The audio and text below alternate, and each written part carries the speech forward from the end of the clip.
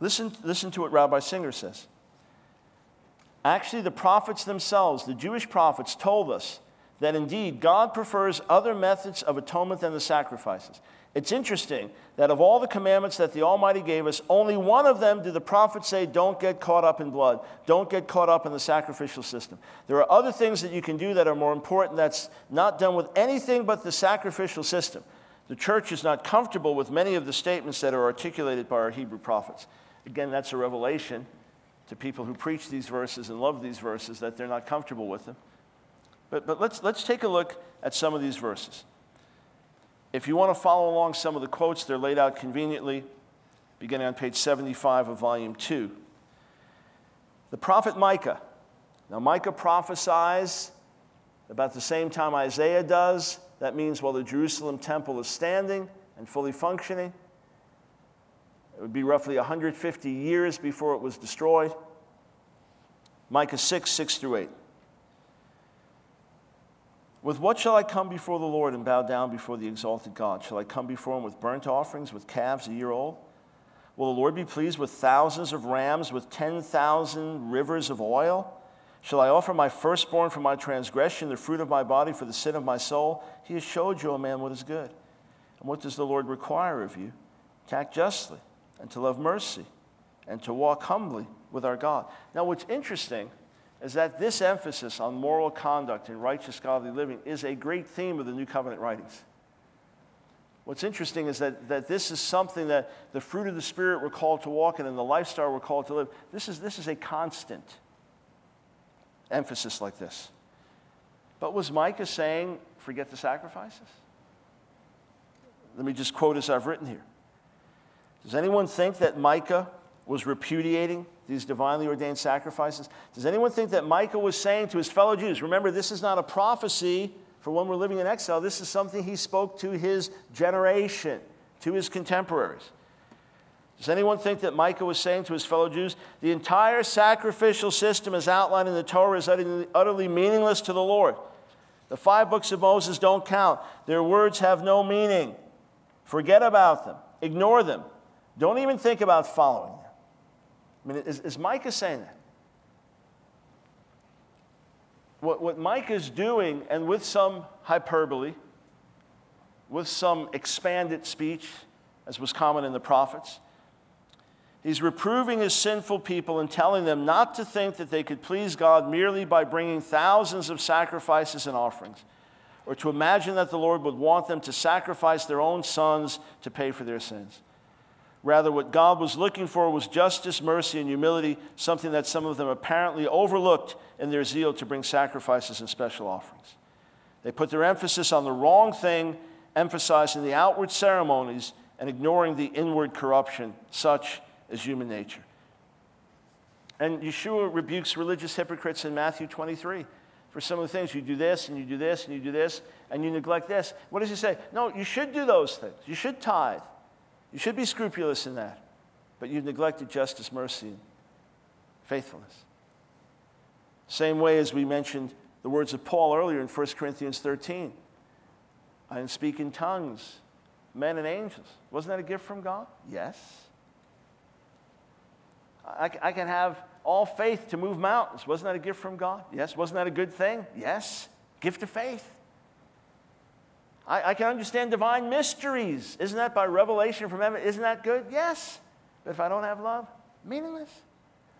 That teaches us that Paul opposed faith. No. That teaches us that Paul was against revelation of the mysteries of God. False. That tells us that those things without love are meaningless and empty. And again, you've just got to understand, it's the opposite of what the anti-missionaries think. It's not because sacrifices were so unimportant, but because they were so important, it was easy for people to get caught up in that.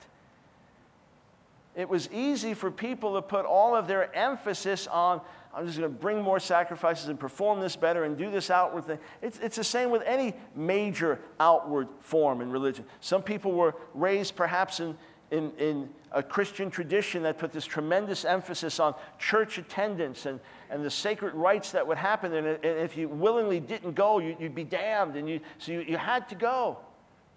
I remember being in a service in Italy one time when a fellow of obviously religious Catholic background came walking in, saw there was a service going on, came walking down about halfway through the building, got on his knees, crossed himself, and then went out. So he saw some kind of a Christian service going on. He had to do the ritual thing and cross himself and go on with his life. People get caught up in all kinds of superstition. Abraham Joshua Heschel, one of the most beloved and great Jewish thinkers and philosophers of the last century, wrote about the power of sacrifice, how radical these words of the prophets were. Let me read to you some of what he wrote.